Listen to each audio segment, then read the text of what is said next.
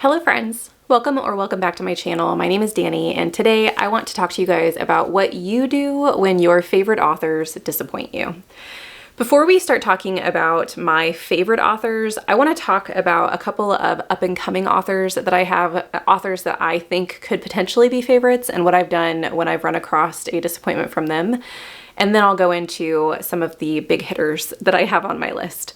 So first and foremost, the inspiration for this video was The Society of Unknown Objects. I do think that Gareth Brown has the potential of being one of my all-time favorite authors at some point in time. He's not quite there yet. I really did not enjoy this latest installment, but I absolutely love The Book of Doors from last year. Any author that can produce in me the emotions that I had while reading that book definitely has the potential to be a favorite. And I do think, without saying something really specific and kind of spoilery about this latest edition, I think that he is creating something in his books and he utilizes and has a story path in his books that I really do enjoy. I know that sounds really super vague, but I think that I'm going to enjoy where he goes on this journey that he has in the books that he's writing. So I do look forward to reading the next book by him. I'm just hoping that it doesn't have some of the facets that this one did. And that's one of the things I wanted to talk to you about as far as this discussion goes, of how it's different, or is it different, if I'm talking about an author that I've read 20 books from versus an author that I've now read 2 books from. Obviously, it's going to be way different if the first book that I read by an author I hate, because I might never read that author again because the first experience I had with them was a bad one. But if the first experience I have with an author is a great read, and then I pick up another book that I really don't like, I do tend to have an optimistic viewpoint on, okay, well, maybe it's just this story. Like maybe there's something in this story I just didn't connect with. And it depends on how bad and what pieces of the story I don't enjoy. But I do think that I am fairly optimistic whenever I had a story that I just absolutely loved. Now, if I had an author that I read a book and it was a 4-star, and the next book ends up being a 1-star, I might not feel as strongly about picking up the next book by that author. But if I have one like The Book of Doors, which is my second favorite book of last year, and then a book that I consider kind of a dud in my mind, I'm not discouraged to pick up the next book because I do think that there's still potential there, if that makes sense. So I'm interested if you guys have the same thought process. Do you just completely cut off an author if you have a really bad experience, or does it, I guess it depends maybe on what's in the book that you didn't like, what experience did you not enjoy? I also have thought about another author I'll mention, the difference between reading someone's debut work versus reading someone's established work, or not even debut, but early work versus their newer releases. Because with Gareth Brown, with The Book of Doors, that was a debut. So this is not his debut, and I didn't enjoy it as much. Whereas with Christopher Buehlman, I absolutely love The Black Tongue Thief and The Daughter's War. This was a 5-star series for me. Both books, I'm pretty sure, got 5 stars. But then I read Between Two Fires and hated it. And so with Christopher Buehlman, my mind is thinking, maybe I just wait for his newest release, because maybe, and I don't know because I've only read one of his older works, maybe he has changed his writing style and his focus within his stories to something that I enjoy more in his newer works. And then you have someone like Joe Abercrombie, who I recently read *Dabbles* with, which is his newest release, that I really did not enjoy. And I liked the First Law trilogy, but I don't think it's because, and maybe I could be wrong here as well, this is my mind getting into it, I don't think that *Dabbles* is a complete change in Joe Abercrombie's writing style for everything. I think it's that particular series, he wanted a tone with it, and he wanted it to read a certain way, and that's how that series will read, so I will not read *Dabbles* moving forward. Now, Luckily with Joe Abercrombie, I have a huge backlist to choose from. And a lot of the backlist is in the realm of the First Law. I can't remember what that whole realm is called, but there are a lot of books, a companion series that go along with the First Law trilogy that I haven't gotten to yet. And I've heard that it's excellent. And so I do plan on continuing with Joe Abercrombie. But I do think I will be more careful, because with Abercrombie, I really didn't do a lot of research prior to jumping into the Devils. I was just excited that it was an Abercrombie.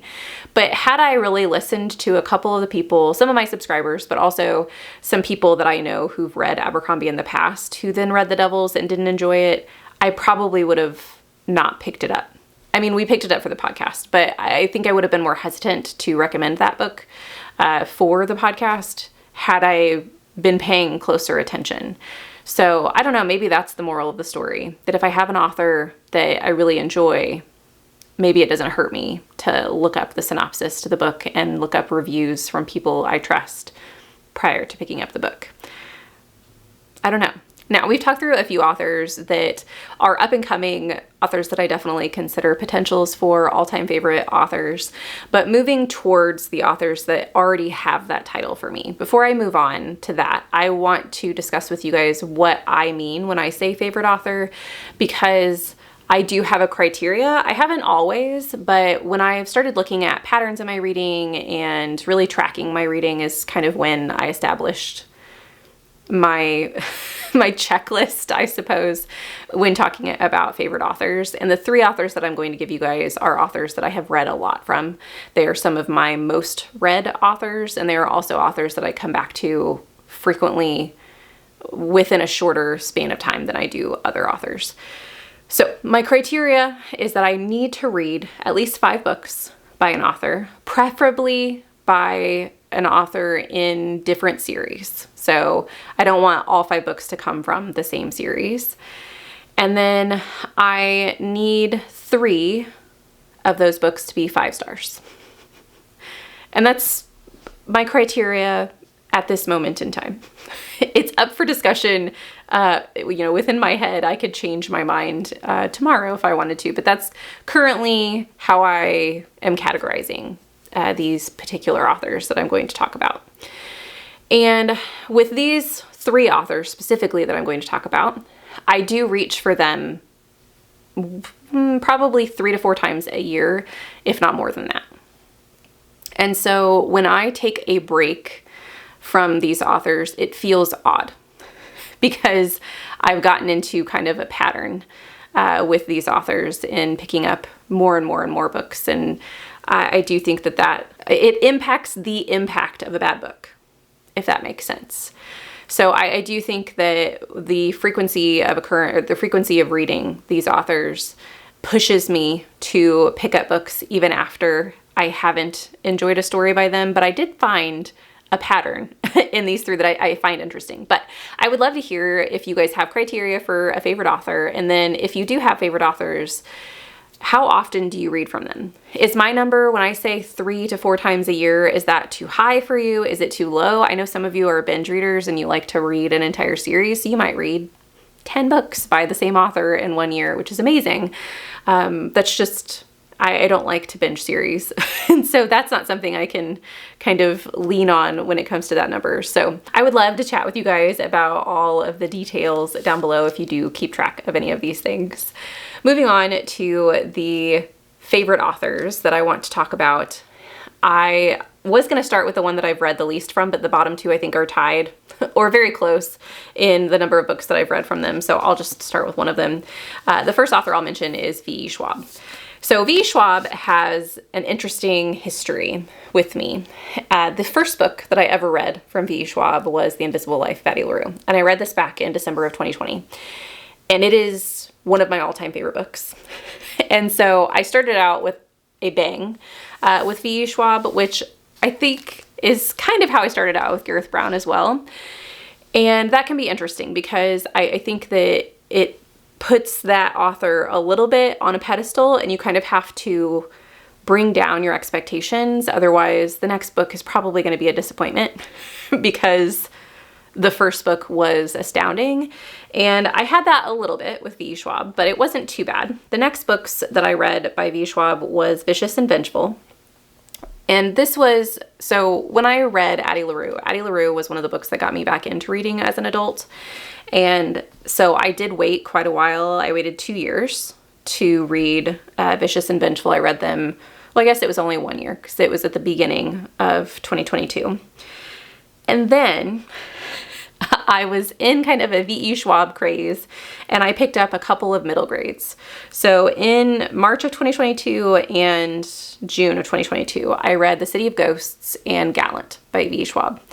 And I didn't hate either of these, but I wasn't enamored with them, and they kind of left me wanting.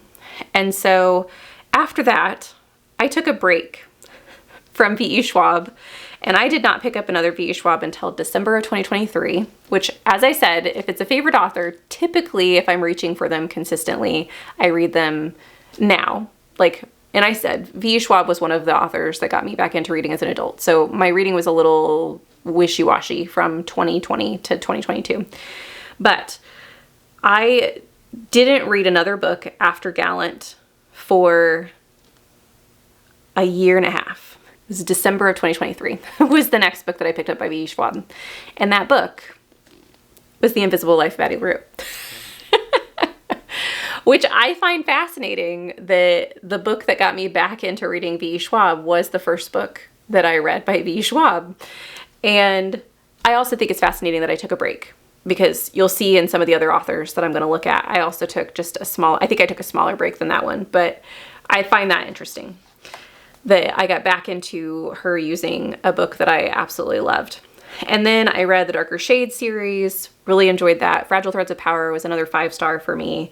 And then I read Bury Our Bones in the Midnight Soil, which Bury Our Bones in the Midnight Soil is a disappointment as far as stories go. It's not my favorite, but I don't think that was like a book that got me out of reading V.E. Schwab. I think I had hyped her up once again in my head because of Invisible Life of Addie LaRue. The reread was amazing, and I didn't know if it would be. And then I read Fragile Threads of Power and was absolutely loving life.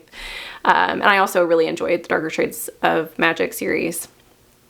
And to get to Bury Our Bones, which I think I had just hyped up so much, it just wasn't exactly what I wanted. So to answer the question for V.E. Schwab, what do you do when an author disappoints you? With this author, I just went back to an author or a book from the author that I really enjoyed. And that does tie in to another author, but before I get to that one, because I don't think that same trend happens with the next author I'm going to talk about. No, but I do have a break in the next author. So the next author I want to talk about is T. Kingfisher. The first T. Kingfisher that I ever read was The Hollow Places. And this was one of T. Kingfisher's horror works. I gave this a 5-star. So I started out with a bang there as well. And from there, I went to Paladin's Grace, which is one of my favorite series by T. Kingfisher's The Saints of Steel series. Those were in June and July of 2022. And in 2022, I continually read. In August, I got to What Moves the Dead, which I really did not enjoy for a couple of reasons. One of the main things is that it was a novella, and it left me wanting at the end of it. I wasn't satisfied with the ending. And so after that, I did pick up something immediately after What Moves the Dead. I picked up the Wizard's Defensive Guide, or a Guide to Defensive Baking, something along those lines. It's a middle grade, which I find fascinating that with V.E. Schwab, it was the middle grades that got me out of reading V.E. Schwab. And with T. Kingfisher, I kind of used it as a little bit of I remember vividly why I picked this book up. And it was because I knew that it was a middle grade and it was going to be an easy read. And I like T. Kingfisher's humor. And I knew that from Paladin's Grace. I knew it was going to be different because it's a middle grade book. I also love books about baking. I think that just calls to my heart. And so I picked up essentially a comfort read from T. Kingfisher and really enjoyed it. But I took a break after that. So I read A Wizard's Guide to Defensive Baking in September of 2022. I didn't pick up another T. Kingfisher until June of 2023. So I did take a break from reading T. Kingfishers. Now after that, I read 4 books by T. Kingfisher in 2023, 3 books by T. Kingfisher in 2024, and in 2025 I've only read 1, guys. And so I do think that I have a little bit of fatigue. Unfortunately, the T. Kingfisher that I did pick up this year, I wasn't a big fan of. I picked up Sword Heart because Sword Heart is in the realm of the White Rat, which is the same realm as the Paladin's Grace series. What did I say the series name was called? The Saint of Steel. I don't know why that name doesn't stick with me. But yeah, I'm curious as to why I've stopped now, because prior to Sword Heart, I didn't have any reason not to continue. Like, there was never like a stumbling stone in 2023 or in 2024 that I could blame a break on. So I don't know if I've just been busier this year. Maybe I'll blame that. I'll blame my new job. That's why I haven't gotten to T. Kingfisher this year.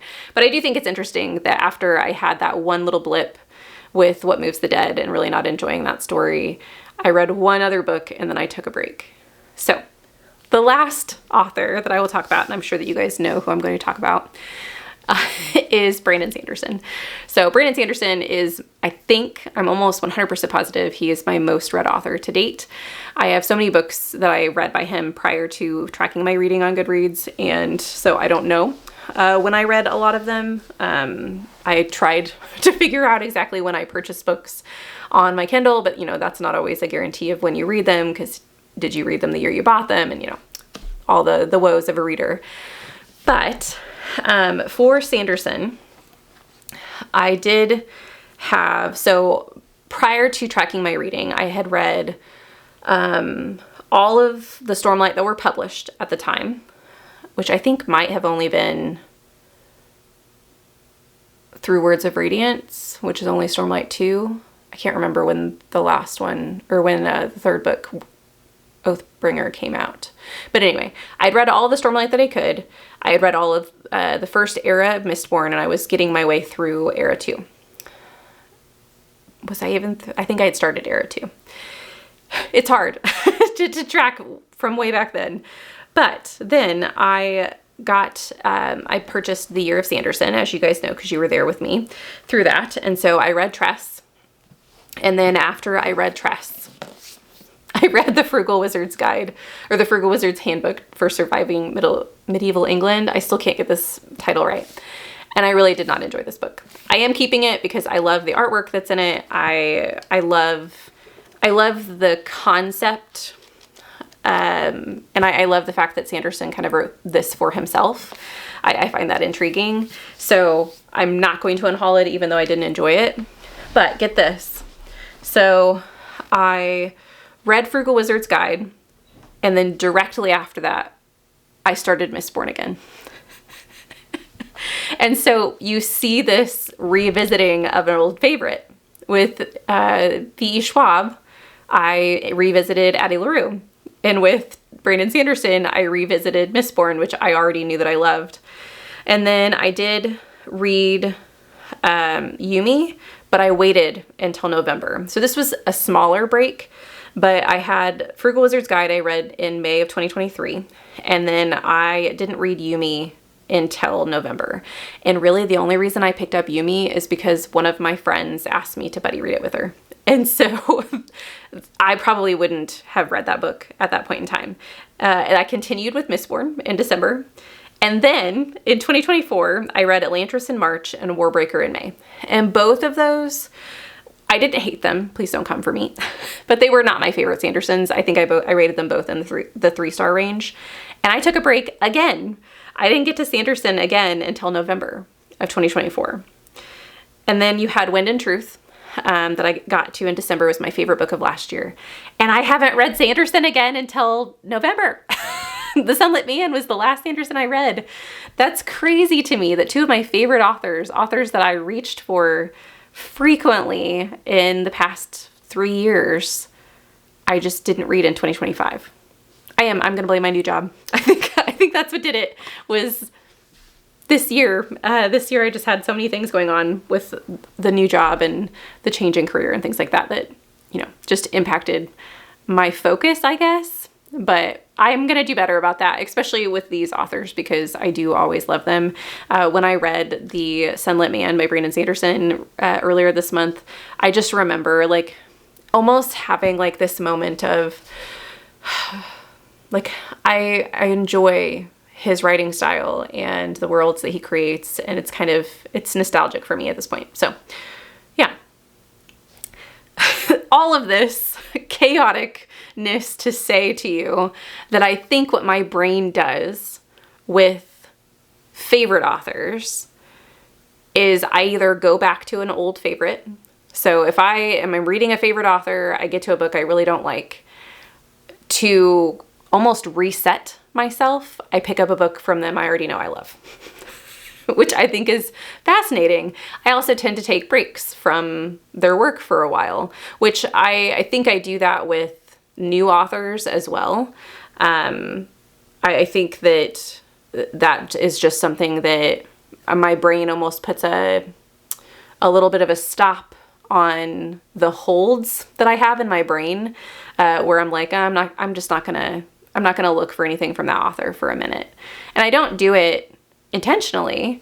I just think that something has to pique my interest and bring me back into the fold of that author. Someone has to push me a little bit or nudge me a little bit. So anyway, I know that this was kind of a rambling video, but I just wanted to talk to you guys and see, is this something you look at? Do you wonder like what your brain does?